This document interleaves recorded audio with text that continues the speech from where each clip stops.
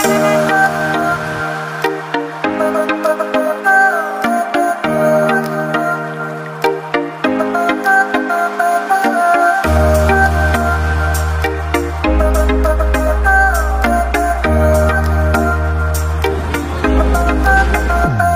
আলাইকুম, আশা করি সবাই ভালো আছেন, সুস্থ আছেন।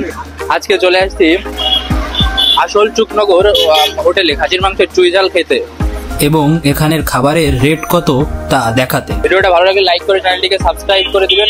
তো চলুন বেশি কথা না বাড়িয়ে ভিডিওটা শুরু করা যাক।